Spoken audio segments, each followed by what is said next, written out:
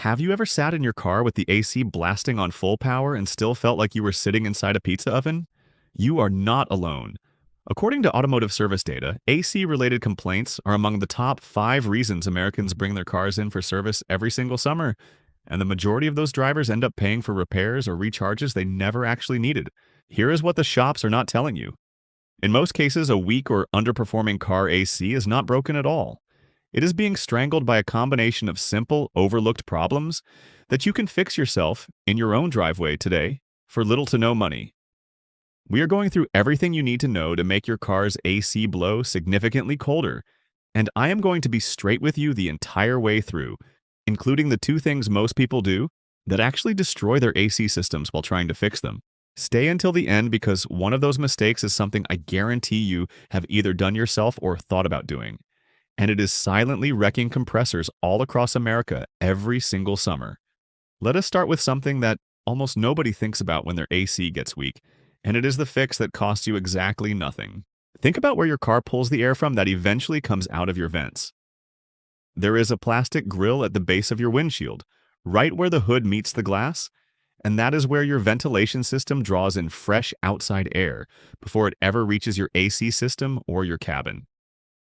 Now think about what collects in that spot if you ever park under trees, drive through areas with a lot of pollen, or live anywhere that gets wind.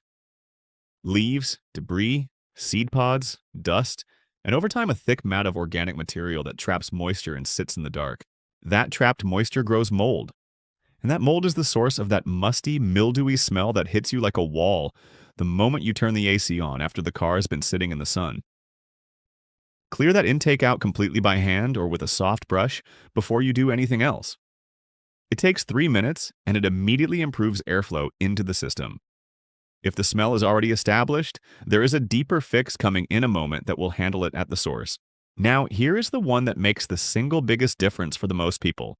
And it is still something the majority of drivers have never done once in the entire time they have owned their car. Your cabin air filter. A cabin air filter is a small rectangular filter, usually located directly behind your glove box, and its job is to clean every cubic foot of air that passes through your vents before it reaches you. Dust, pollen, pollution, mold spores, all of it gets caught in that filter. Over time, and we are talking about months, not years, that filter clogs solid. And a clogged cabin air filter does to your AC exactly what a pillow over your face does to your breathing. The system is working fine, the refrigerant is fine, the compressor is fine, but the airflow is so restricted that what comes out of the vents feels like a weak whisper instead of the cold blast your system is actually capable of producing. A clogged filter is also prime real estate for mold growth, which explains that smell. The good news is that on most cars made in the last 20 years, replacing the cabin air filter is a 5-minute job that requires 0 tools. Open the glove box, release the side clips, pull out the tray behind it, and slide the old filter out. A quick search for your specific make, model, and year will show you exactly where it is and how to access it. A new filter costs between $15 and $30 depending on your vehicle. The difference in airflow you feel immediately after installing a fresh one is genuinely shocking for something so simple.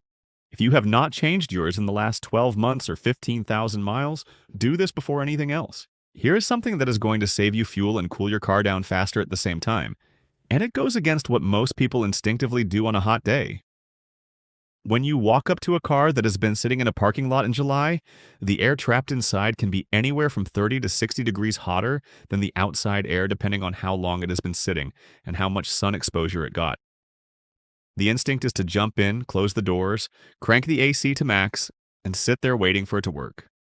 That is the slowest possible way to cool the car down. Here is what actually works. Open all 4 windows or doors for 30 seconds before you get in to let the worst of the trapped heat escape. Then get in, roll the windows down, and drive. For the first 60 to 90 seconds of driving, your ventilation system is doing more work flushing hot air out through the open windows than your AC could ever do, trying to cool that same volume of superheated air from scratch. Once the air coming out of the vents starts feeling genuinely cool, roll the windows up and let the AC take full control. You will reach a comfortable temperature faster, use less fuel, and put less strain on your compressor. It costs nothing, and it works every single time. Now, let us talk about a button on your dashboard that most drivers either ignore entirely or use at the wrong time. And getting this right makes a measurable difference in how cold your AC blows. The recirculation button, the one with the small arrow looping inside a car outline, is one of the most powerful tools your AC system has, and most people never use it intentionally. Here is what it does. In normal mode, your AC constantly pulls in hot air from outside and has to cool it from scratch on every single pass. That is an enormous amount of continuous work. Switch on recirculation and your system stops pulling outside air entirely, instead cycling and recooling the air that is already inside the cabin, which is already significantly cooler than the air outside. The result is that the car reaches your target temperature dramatically faster, and the compressor works far less hard to maintain it.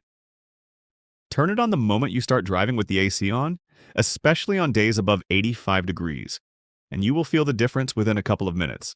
The one thing to be aware of is that running recirculation for extended periods with everyone in the car can make the cabin air stale and can cause window fogging in humid conditions. So use it aggressively to cool down fast, then switch back to fresh air periodically on longer drives. That combination is how you get the fastest cooling with the least fuel consumption. Here's the one that sounds too simple to matter, but has one of the biggest impacts on how hard your AC has to work every single day: where you park and what you put on your windshield. A car parked in direct summer sun with no protection can reach interior temperatures of 140 to 170 degrees Fahrenheit within 30 minutes. The dashboard surface itself can hit 200 degrees. Every single degree of heat your car absorbs while parked is heat your AC has to fight against when you get back in, which means more strain on the compressor, more fuel consumed, and more time before you feel comfortable. A reflective windshield sunshade costs between $10 and $25 and knocks a significant amount off the interior temperature by reflecting solar radiation before it heats the cabin. Parking in the shade accomplishes the same thing for free. Window tint, installed within your state's legal limits, reduces solar heat gain through the glass on every drive, not just when parked. None of these things fix a mechanical problem, but collectively they reduce how hard your AC has to work every day it is operating, which extends the life of your compressor and keeps the system performing at its best for longer. Let us get under the hood for a minute, because there are 3 things in your engine bay that directly affect how cold your AC blows, and most drivers have never connected them to their AC performance at all. The first is your condenser. The condenser is a thin metal grid mounted at the very front of your car, ahead of the radiator, and it is responsible for releasing the heat that your AC system pulled out of your cabin into the outside air. It is the part that makes cold air possible, and because it sits right at the front of the car in the direct airflow, it collects everything: road grime, insects, dust, and over time a thick, caked layer of debris that blocks airflow through the fins. When the condenser cannot release heat efficiently, the entire system backs up and your AC output drops significantly. Cleaning it requires nothing but a garden hose and 5 minutes. With the engine off and completely cool, gently rinse the condenser from the engine side outward using moderate water pressure. Never use a high-pressure jet because the aluminum fins are delicate and bend easily, and bent fins further restrict airflow. A soft brush can help with stubborn, baked-on material. Let it dry and you will often feel an immediate improvement on your next drive. This one fix alone resolves more weak AC complaints than almost anything else on this list. While you are under the hood, look at the belt that runs across the front of your engine, the serpentine belt. This single rubber belt drives multiple systems, including your AC compressor. When it wears, cracks, glazes, or starts slipping, the compressor cannot spin at full speed, and your AC output drops. A slipping belt often makes a squealing or chirping noise, particularly right after startup or when you first engage the AC. With the engine off, take a close look at the belt for visible cracking, fraying, glazed, or shiny surfaces, or any signs of wear along the edges.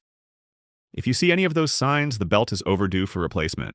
A serpentine belt is a relatively inexpensive part, and replacing it before it fails completely protects not just your AC, but every other system it powers, including your alternator, your power steering, and your water pump. A belt that breaks while driving leaves you stranded and potentially causes further engine damage. Catching it during a visual inspection is always better than waiting for it to fail. The third under-the-hood item that directly kills AC performance is one that almost nobody connects to their cooling system until a professional points it out. Check your electric cooling fans. Right behind the condenser and radiator, there are 1 or 2 electric fans whose job is to pull air through those components when the car is moving slowly or stopped in traffic. On the highway, vehicle speed creates enough airflow on its own. But the moment you slow down or stop, those fans are the only thing keeping air moving through the condenser to carry heat away from the system. If one or both fans have failed or are running below full speed, your AC will blow cold on the freeway and then go noticeably warm the moment you hit a red light or sit in traffic. That is the signature symptom of a cooling fan problem. To check it, start the car, set the AC to maximum, wait a few minutes, and look through the front grille to verify the fans behind it are spinning at full speed. If they are not running or are running slowly, that is very likely your culprit, and it is a mechanical fix worth addressing. Now, here is the part of this video that other channels either get wrong or skip entirely because it is more complicated than a simple tip. But it is the most important thing to understand about your AC system. Refrigerant. The substance your AC uses to transfer heat is contained in a sealed system. It is not fuel. It does not get consumed. It does not slowly disappear over normal use. If your refrigerant level is low, that is not normal maintenance. That means your system has a leak somewhere. And this is where most drivers make a mistake that turns a manageable problem into an expensive one. The cheap DIY refrigerant top-up cans you see at every auto parts store and gas station are genuinely risky to use without knowing exactly what you are doing. Here is why. Those cans measure pressure, not the actual weight of refrigerant in your system. And the correct charge for your AC system is measured by weight to the gram. It is very easy to overcharge the system using one of those cans, and an overcharged system damages the compressor, which is the most expensive single component in your entire AC setup, typically running over $1,000 to replace. Beyond that, adding refrigerant without finding and fixing the leak means the gas escapes again in weeks or months, and you are back where you started having accomplished nothing. There is also a critical compatibility issue that has become more urgent in recent years. Older vehicles use a refrigerant called R134A. Most vehicles built after 2021 use a newer refrigerant called R34YF.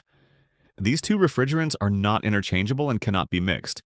Putting the wrong refrigerant into your system can damage it, and in many cases voids any remaining warranty on AC components. The fittings on newer systems are even made in different sizes specifically to prevent accidental cross-contamination. If you see anyone selling an adapter to get around that safety feature, that is not a clever hack. That is a path to a very expensive repair. If your AC is running low on refrigerant, the correct move is to have a professional find the leak, repair it, vacuum the system completely, and recharge it by weight with the correct refrigerant for your vehicle.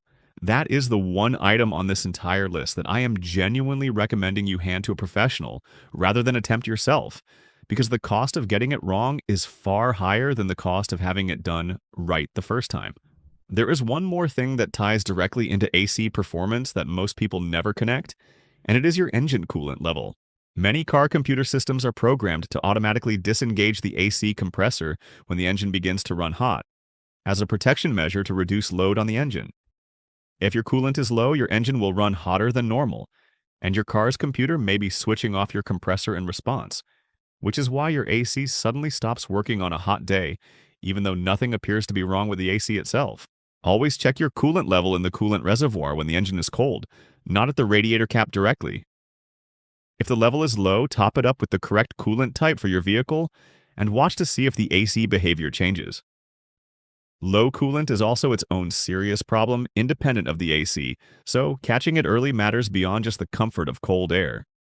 And here, as promised, is the habit that is quietly killing AC systems all across the country, and it is something that feels like the responsible thing to do: leaving your AC switched off for months at a time during fall and winter to save fuel. The AC compressor relies on refrigerant oil circulating through the system to keep its internal seals and moving parts lubricated. When the system sits completely idle for extended periods, those seals dry out and the oil stops circulating properly. The result is premature seal degradation, slow refrigerant leaks that develop over winter, and compressor wear that shows up the first hot day you try to use the system again in spring. The fix costs you nothing. Run your AC for 5 to 10 minutes every week or two throughout the entire year, even in cold weather. It keeps the seals lubricated, the refrigerant circulating, and the system healthy. Doing this one thing consistently can add years to the life of your compressor and mean the difference between an AC system that works perfectly every summer and one that fails on the hottest day of July. There you have it. Everything you need to make your car's AC blow significantly colder, most of it free or close to it, and all of it grounded in how the system actually works rather than popular myths that waste your time and money. Change the cabin air filter, clean the condenser, clear the windshield intake, use the windows down startup trick, use your cabin air recirculation button correctly, check the serpentine belt and the cooling fans, keep the heat out with shade and a sunshade, run the system year-round to protect the compressor, and if the refrigerant is low, treat it as a leak and get it fixed properly rather than masking it with a cheap can. Drop a comment below telling me which one of these made the biggest difference for you because that helps other people in the same situation find the fix that works. And if this video saved you a trip to the shop or a bill you did not need to pay, subscribe because we have a lot more of this kind of content coming. The things your car needs you to know that nobody is taking the time to explain properly.